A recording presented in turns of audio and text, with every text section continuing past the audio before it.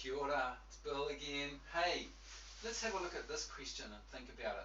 What's going on in this question here? This looks very much like our inverting amplifier that we've been seeing in the notes and everything, but it's got a subtle difference. It's got this extra resistor here. Now, what difference is this resistor going to make to our analysis of the circuit? Okay, is it going to change it at all? And if so, how's it going to change it? Well, let's just have a think about it in terms of what this circuit is like. Okay, now I've got it printed out here. Right, so let's have a look at this here. What do I got? In my particular instance, I've got plus 5 volts here, and I need to know the current.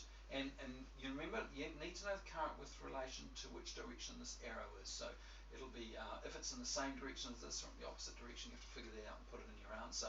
But let's just have a look now at the gain of this circuit, because is it really this the R2 over R1? You know, we know that the gain of the circuit for a inverting amplifier is minus R2 over R1.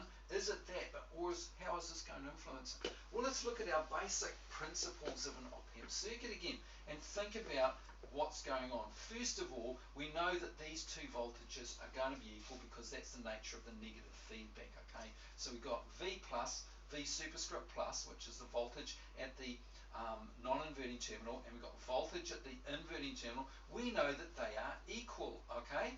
We know that these two voltages are the same. Cool. So that means that whatever voltage is there, okay? That's great. Now, if there's a voltage there would be a current. But actually, remember about your op-amp, okay? Go back to the diagram. Now, here are your characteristics again of the op-amp, okay?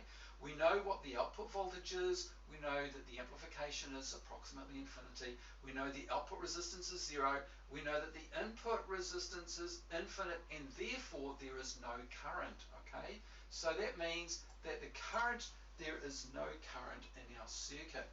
Right, so that means that I equals 0, okay? So if I equals 0, what is the voltage across the resistance here? Because there's no current.